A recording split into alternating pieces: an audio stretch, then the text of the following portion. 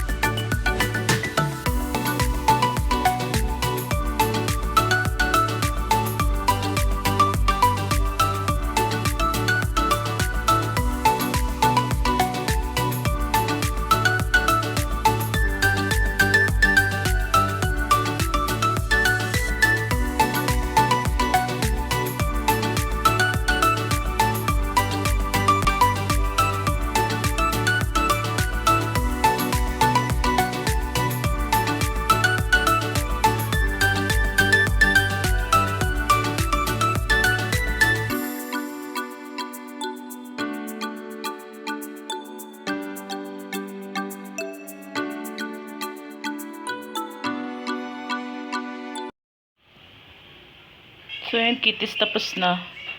Ayan. Ipapahalo ko na lang sa kapatid ko kasi sobrang pawis na ako.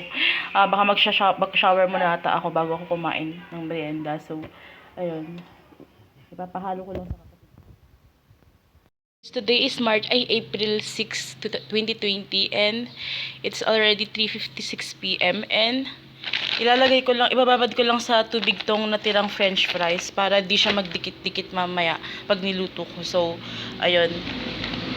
Lalagay ko siya dito, tapos lalagyan ko siya ng tubig at ibababad ko muna siya ng ilang minutes. Ganun. Tapos para mamaya, hindi siya magdikit-dikit pag niluto ko. So, ayan.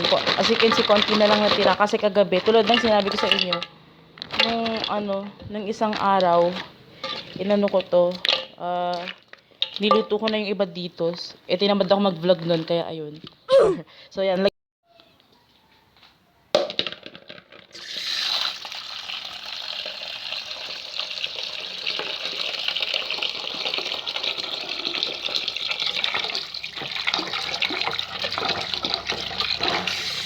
So, make sure guys, before kayo maghawak ng mga pagkain, make sure malinis yung kamay nyo. Make sure naghugas kayo ng kamay and nag-alcohol din kayo. So, yan. Ba't ganito? Ang dami niyang starch. So, yan. Para matanggal yung starch niya, ibababad natin siya. Mukha lang siyang madumi, pero di yan madumi guys. Dahil yan sa mga yung mga nakikita nyo yan. Dahil yan sa mga maliliit na ng fries. So, yan.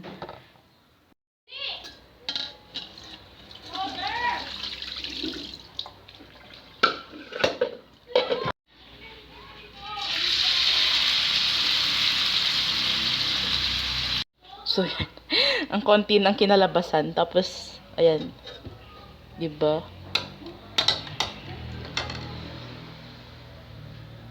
Ang konti ng kinalabasan kasi nga niluto ko na yung iba nun. Tapos, ayun. Tapos, ayan. Nagdikit-dikit pa rin sila. Di bongga.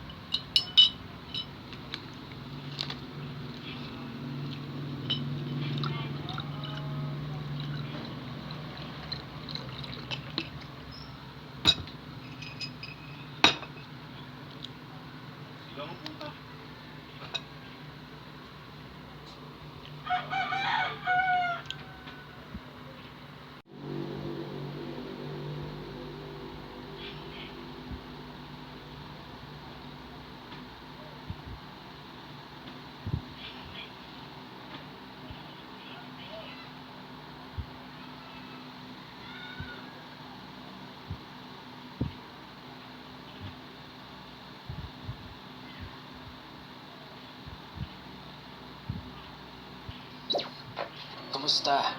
Ako si Kira. Kung bago ka sa channel na ito, mag-subscribe ka na at pindutin mo ang notification bell para sa mas marami pang inginig stories.